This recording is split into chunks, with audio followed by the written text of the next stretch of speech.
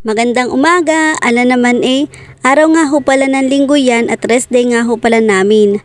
Tinanghali nga din ho pala ako ng gising dyan dahil nga ho masarap matulog lalo na kapag walang pasok kinabukasan. Naglabas nga din ho pala ako dyan para bumili ng mga gagamitin kong sabon sa paglalaba. Lumabas nga ho pala ulit ako para ho ibalik yung isang pansit canton. Kumain na daw ho rin kasama ko din dalawa naman ho yung binili ko. Pagbalik ko naman ho din sa boarding house dala ko na ho rin kalan at naubusan nga ho pala kami. Ako nga ho pala magpapalit na rin kalan at tinulungan naman ho ako na rin kasama ko.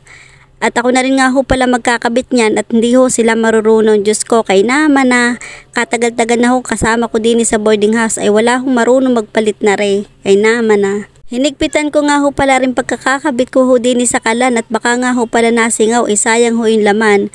Bumalik nga ho pala ulit ako sa tindahan para nga ho pala bumili ng ulam. Ari nga ho pala yung kapalit ng isang pansit canton na CDO burger at nagdagdag na lang ho ako ng kulang. Dahil nakulo na nga ho pala yung ininit kong tubig din ho sa rice cooker ako nga ho pala yung magkakape.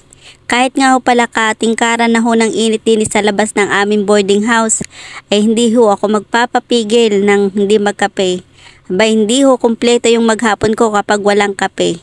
Habang nagkakape nga ho pala ko din ako naman ho'y magsasalang na ring labahin kong are. Dini ko na nga ho pala isasalang sa washing at mabilis-bilis hong maglaba din Masabi nga lang ho talaga na rest day pero marami naman ho kayong gagawin. Ang kaibahan nga lang ho talaga kapag nasa company may target at may output. Dito naman ho sa boarding house kung kailan nyo gustong tapusin ang inyong gawain di bahala na ho kayo. Naglagay nga din ho pala ako dyan ng 2 twin packs na Ariel baka naman at nag-spin din ho ako dyan ng 15 minutes at hinayaan ko lang ho siyang umikot. Gagawa nga ho pala ako dyan ng sauce sa CDO burger. Ang gagamitin ko nga ho pala aring cornstarch. Naglagay nga lang ho pala ko dyan ng 3 kutsara at naglagay din ho ako dyan ng tubig.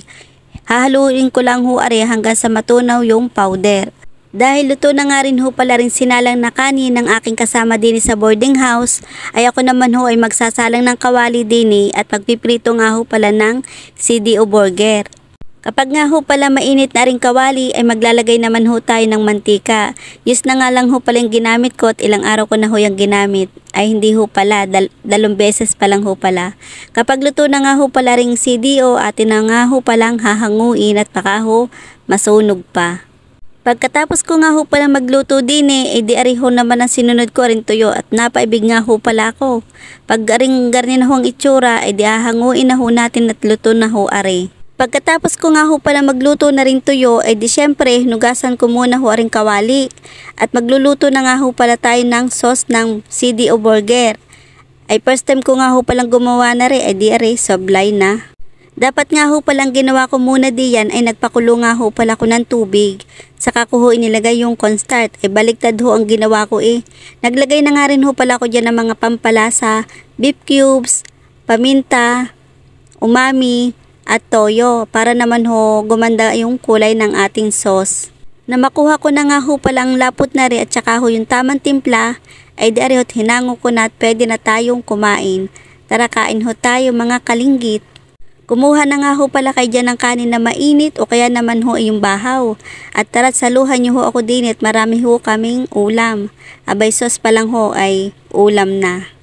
Kung kayo naman ho hindi na satisfied sa ginawa kong sauce mag-comment na lang ho kayo kung paano ko yon gagawin.